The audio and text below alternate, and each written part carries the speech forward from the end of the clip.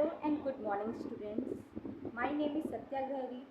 मेरे चैनल का नाम है @सत्या जियोग्राफी।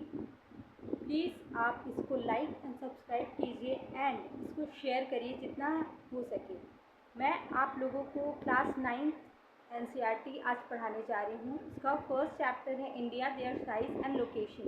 ठीक है, तो इसके बारे में हम फर्स्ट पैराग्राफ अगर पढ़ते हैं तो उसमें पहला यही बताया गया है कि इंडिया जो है वो एक बहुत ही पुरानी सभ्यता है। इसने जो मतलब पिछले 50 वर्षों में इसने बहुत सारे सोशो इकोनॉमिक प्रोग्रेस किया है। ठीक है, और ये मतलब एग्रीकल्चर हो, इंडस्ट्री, टेक्नोलॉजी, ये इन सारी चीज़ों में इकोनॉमिक अपना डेवलपमेंट किया है इसने कुछ 50 वर्षों या उसके पहले से। ठीक है, और इसने अपना वर्ल्ड हिस्ट्री में भी एक रिमार्केबल प्रोग्रेस किया हुआ है। ठीक है, अब हम इसके लोकेशन की बात करते हैं। सेकेंड पैराग्राफ आप लोकेशन देखेंगे तो उसके बारे में है। ठीक है, इंडिया जो है उसका इंडिया एक बहुत बड़ी कंट्री है। ठीक है, ये पूरी तरह से नॉर्थ हेमिस्फीयर में है। अगर आप लैटिट्यूड लॉन्गिट्यूड आपने मतलब पिछले क्लासेस में पढ़ा हो, या अगर आप आने वाले मतलब आगे भी आप पढ़ेंगे तो आपको मतलब ये तो पता होगा कि नॉर्थ हेमिस्फीयर और साउथ हेमिस्फीयर क्या होता है। तो इंडिया जो है वो एंटायरली मतलब पूरा नॉर्थ हेमिस्फीयर में है। ठीक है, और इसका जो एक्सटेंट है वो मैं बताती हूँ आपको। ये 8 डिग्री 4 से नॉर्थ से लेके 37 डिग्री 6 नॉर्थ तक है। चलिए मैं आपको थोड़ा फिगर दिखा के बताती हूँ। ठीक है, ये देखिए, ये इधर ये जो लाइन गई है, रुकिए, ये लाइन दिख रहा है आपको, ये लाइन देखिए, ये जो है ये 0 डिग्री है। ठीक है, ये 0 डिग्री लाइन है और ये है हमारा इंडिया। ये देखिए, ये इंडिया है ये हमारा। ठीक है, तो इंडिया का लोकेशन जो है वो नॉर्थ में, ये इक्वेटर जो है, ये इक्वेटर को हम कहते हैं 0 डिग्री। इसके ऊपर जाएंगे तो ये नॉर्थ होगा। ठीक है, 1 मिनट,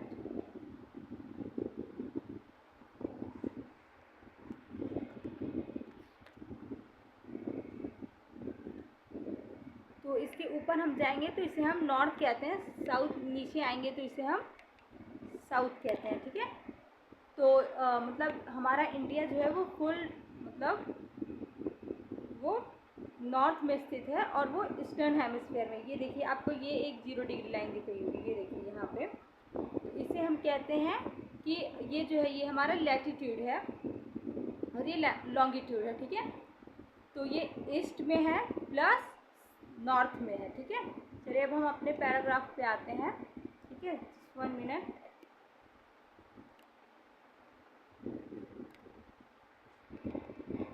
ठीक है, अब हम पैराग्राफ पे आते हैं।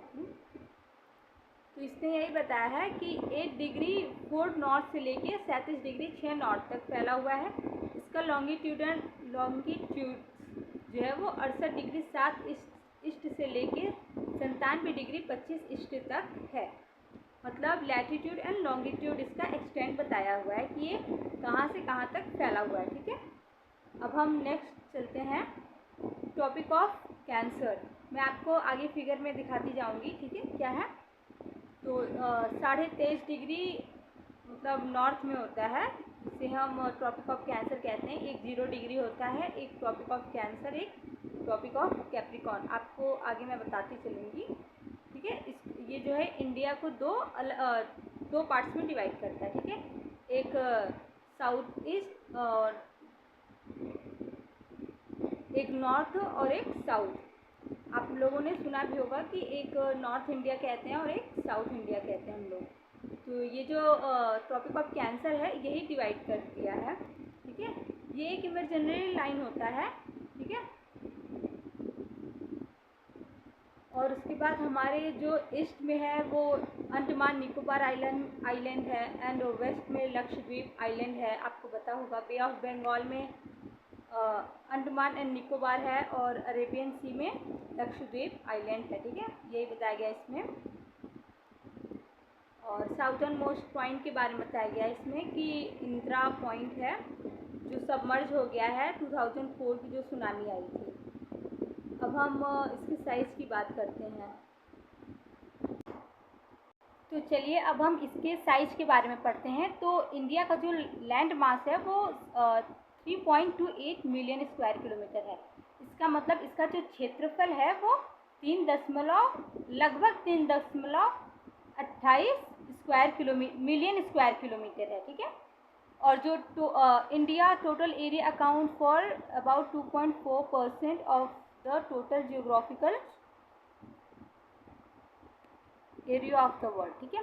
तो ये बताया गया है कि ये जो इंडिया का जो टोटल एरिया है वो पूरे जियोग्राफिकल एरिया, मतलब जितने भी मतलब ये महाद्वीप हैं उनको मिला के, मतलब अगर हम लैंड मास एक बनाते हैं तो उनमें जो इंडिया का मतलब साइज़ है वो 2.4% है, ठीक है। और इंडिया इसमें फिर बताया गया है कि इंडिया जो है वो 7वीं सबसे लार्जेस्ट कंट्री है पूरे विश्व में, ठीक है। इंडिया के लैंड बाउंड्री के बारे में बताया गया है कि 15,200 किलोमीटर है टोटल लेंथ। अब तो जो लेंथ हो गई है वो मतलब चेंज हो गई है, न्यू मतलब लेंथ आई है इंडिया की, जो कोस्ट लाइन को मतलब पूरा इंक्लूड करके 11,098 कुछ है, ठीक है। मतलब सारे कोस्ट लाइन को इंक्लूड करके, बट जो पुराना है ये यही है कि 7,516.6 किलोमीटर था, बट अब ये चेंज हो चुका है, ये 11,000 कुछ किलोमीटर के लगभग आ गया, ठीक है। और अब हम इंडिया के जो देखिए, अब हम देखिए मैं फिगर बनाती हूँ। वेट 1 मिनट, इंडिया कहाँ है? ओके, चलिए अब मैं यहाँ से आती। इंडिया का जो ये है यहाँ पे ये देखिए, आप इंडिया का फिगर दिख रहा होगा ना आपको, ठीक है। ये इंडिया की ये जो कोस्ट लाइन्स हैं,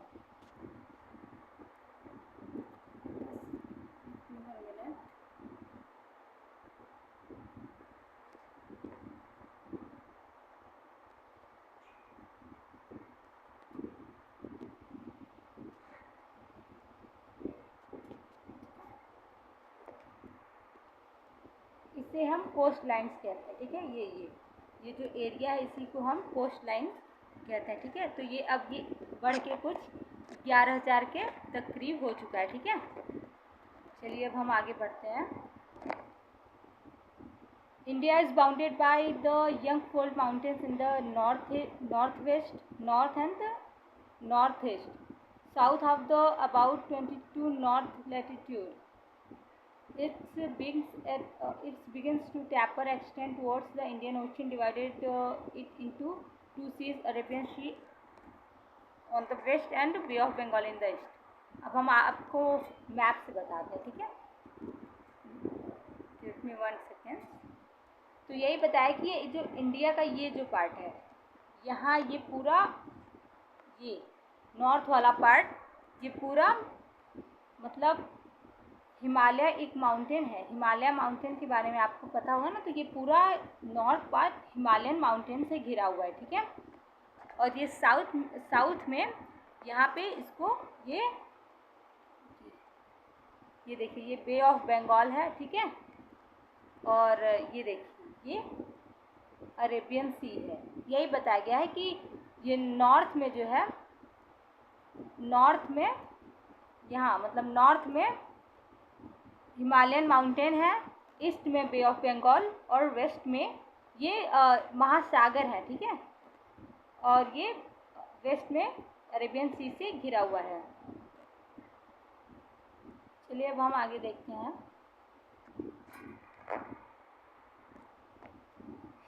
इस पैराग्राफ में यही बताया गया है कि जो लैटिट्यूड और लॉन्गिट्यूड मैंने आपको बताया ना इधर कि ये देखिए, ये जो मैंने आपको बताया 8 डिग्री 4 से लेके 37 डिग्री 6 नॉर्थ, और लॉन्गिट्यूड मैंने बताया आपको 68 डिग्री 7 ईस्ट से लेके 97 डिग्री 25 ईस्ट तक फैला हुआ है। इसका जो नियरली डिस्टेंस बताया गया, मतलब डिफरेंस बताया गया, वो लगभग 30 है, ठीक है। लगभग 30 के आसपास है इसका डिफरेंस, ठीक है।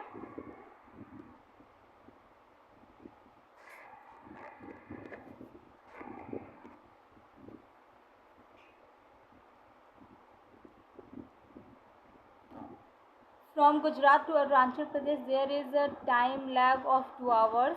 Hence, time along the standard meridian of India, 82 degree 30 east, passing through Mirzapur Mirzapur in Uttar Pradesh is taken as a standard time for the whole country. The latitude extent influence the duration of the day and night as one moves from south to north.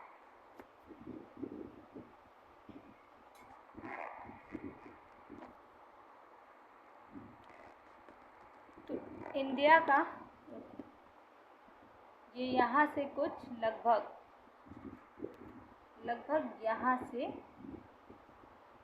यहाँ से कुछ ये देखिए यहाँ पे गया ना, इसी को हम कहते हैं स्टैंडर्ड मेरिडियन ऑफ टाइम। तो ये यहाँ से लेके यहाँ तक ये 2 घंटे का डिफरेंस है। मतलब यहाँ पे सूरज 2 घंटे पहले उगेगा तो यहाँ पे 2 घंटे बाद उगेगा, ठीक है। यहाँ से और यहाँ के टाइम का लैग 2 घंटे है, बट हमने एक स्टैंडर्ड मेरिडियन टाइम को अपनाया है जो सभी जगह पे सेम टाइम नोट करता है, ठीक है। तो इस पैराग्राफ में यही बताया गया है, ठीक है। जो उत्तर प्रदेश के मिर्ज़ापुर से पास होता है, ठीक है। स्टैंडर्ड मेरिडियन ऑफ टाइम जो 82.5 डिग्री ईस्ट में है वो मिर्ज़ापुर, उत्तर प्रदेश मिर्ज़ापुर से पास होता है, जो इंडिया में मतलब टाइम को शो करता है कि मतलब चाहे वो आप कहीं भी रहें बट टाइम आपकी घड़ी में सेम ही शो करेगा, ठीक है।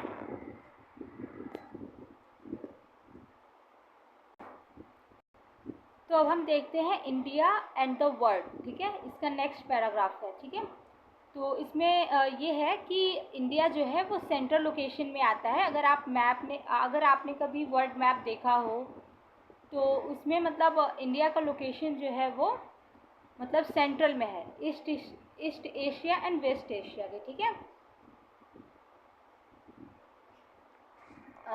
India is a southward extension of the Asian continent.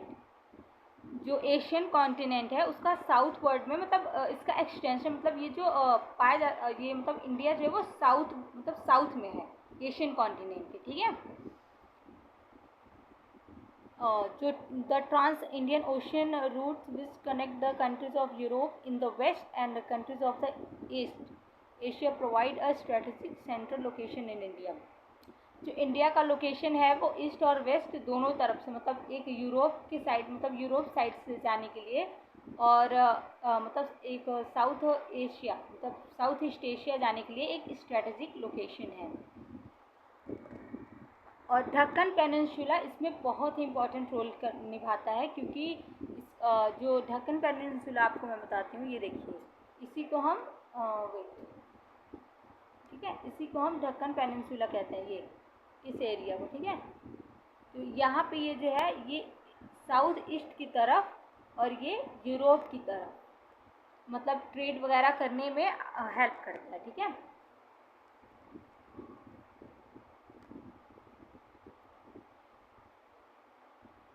और इसमें ये बताया कि और मतलब इंडियन ओशन, मैं आपको मैप में मतलब अभी मैप शो करूँगी मैं नेक्स्ट डे आपको, ठीक है। उसमें थोड़ा और बता दूँगी इसके बारे में।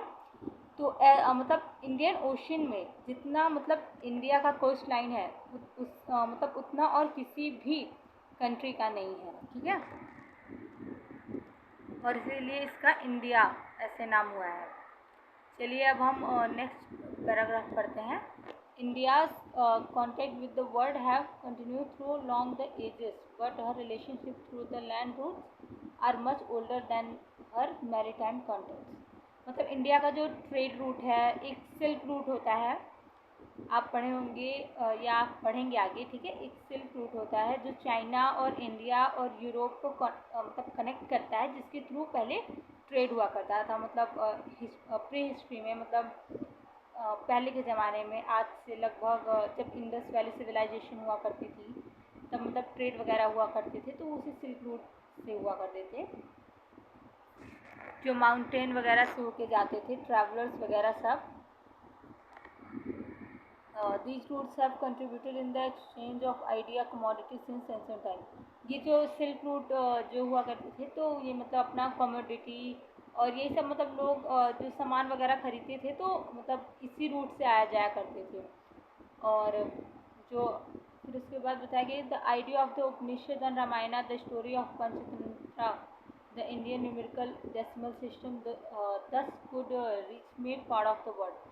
तो इन्हीं सिल्क रूट की वजह से मतलब इनका मतलब इतना इम्पोर्टेंस है कि ये जो रामायण महाभारत की जो कथाएं हैं ये सब भी मतलब पूरे विश्व में फैली मतलब इन्हीं सिल्क रूट के माध्यम से, क्योंकि जो जैसे ट्रैवलर वगैरह आते थे तो वो मतलब आपके बारे में कुछ जानेंगे, वो इन सब चीज़ों को भी पढ़ते थे, थोड़ा जानते थे, तो वो अपने यहाँ जब जाते थे तो उनको भी यही सब बताते थे।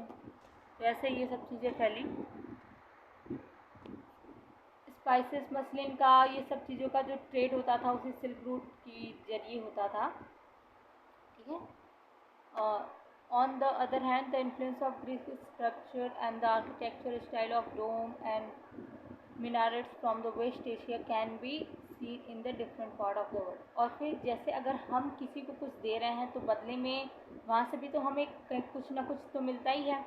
ठीक है। तो इसी तरह से जब हम ग्रीक वगैरह से जो ट्रेड किया करते थे तो वहाँ से भी हमें कुछ ना कुछ मिलता था और वो यहाँ पे आता था। ठीक है। तो अब हम इसके बाद ये जो पैराग्राफ है वो इंडियन नाइबर्स मतलब इंडिया के जो पड़ोसी देश हैं उनके बारे में बताया गया है। और बताया गया है कि इंडिया में कितने स्टेट्स और यूनियन टेरिटरी हैं। तो आप सबको भी पता ही होगा, और नहीं पता है तो मैं बता देती हूँ कि इंडिया में जो है अभी 28 स्टेट्स हैं, बट इसमें जो लिखा है ये रॉन्ग है, 8 यूनियन टेरिटरी हो गए हैं अब। ठीक है। और इसमें मतलब जो इंडिया के जो नाइबर्स मतलब पड़ोसी देश हैं, चलिए मैं आपको फिगर के थ्रू बताती हूँ। ठीक है। चलिए ये इधर है, तो ये देखिए मैं आपको फिगर के थ्रू बता देती हूँ। ये देखिए ये जो फर्स्ट है ये चाइना है। ठीक है। ईस्टर्न साइड में ये देखिए ये चाइना है, ये पाकिस्तान, ये अफ़गानिस्तान, ये सब नाइबर्स हैं। ठीक है। ये देखिए यहाँ पे है आपका बांग्लादेश। ठीक है। ये बांग्लादेश है, ये आपका नेपाल है, ये भूटान है, दिख रहा है। ये श्रीलंका है, यहाँ मालदीव्स है।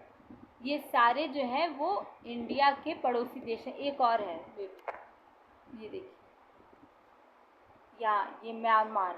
ठीक है।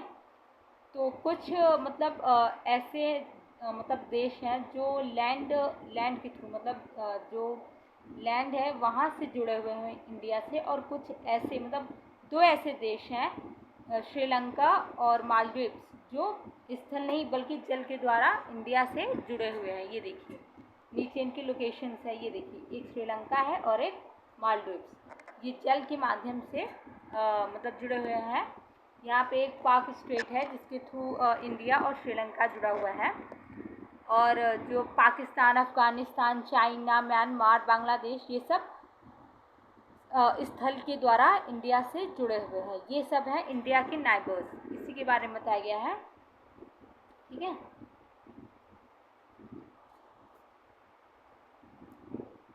ये डू यू नो कैप्शन में अगर आप देखेंगे तो इसमें ये बताया गया है कि जो 1947 में क्या हुआ था, हमारे देश का बंटवारा भी हुआ था, हमें कॉन्स्टिट्यूशन हमने बनाना स्टार्ट किया, मतलब कॉन्स्टिट्यूशन तो उसके पहले थोड़ा स्टार्ट कर दिया था बनाना, बट मतलब 1947 में हमारा पार्टीशन हुआ तो उसके पहले मतलब एक प्रोविंसेस थे और एक प्रिंसली स्टेट, मतलब अंग्रेज़ों ने एक ऐसे ही बनाया था।